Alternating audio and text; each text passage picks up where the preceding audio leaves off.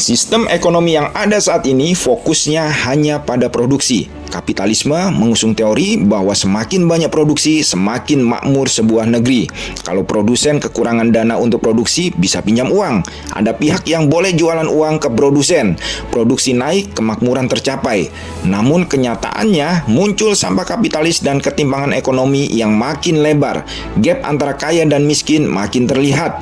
Sosialisme juga fokusnya pada produksi. Pelaku produksinya berbeda. Pelaku produksi adalah negara. Rakyat disamaratakan haknya. Mau yang pintar, yang rajin, atau bodoh dan malas, semuanya dapat hak yang sama. Akhirnya banyak terjadi problem masyarakat dan sosial juga.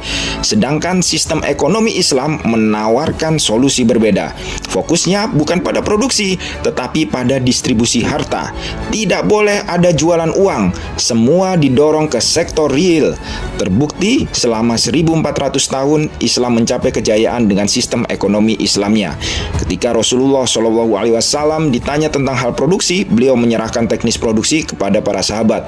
Tidak boleh jualan uang, itu riba, haram.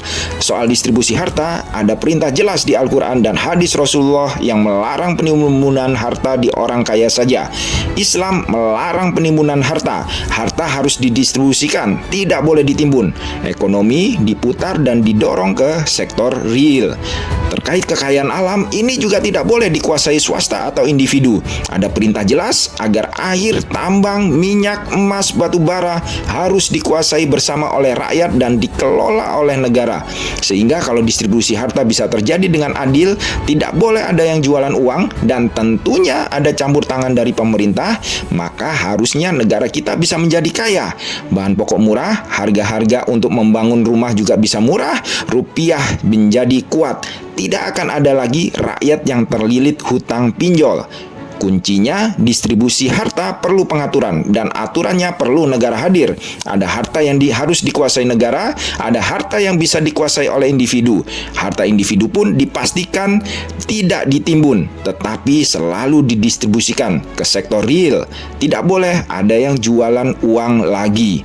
Jika distribusi diatur negara seperti dalam Islam, jualan uang dihilangkan, riba diharamkan, maka gap antara kaya dan miskin akan hilang. Harta berputar di sektor real, mewujudkan keadilan sosial. Dan ini sangat sesuai dengan apa yang diinginkan oleh seluruh rakyat Indonesia.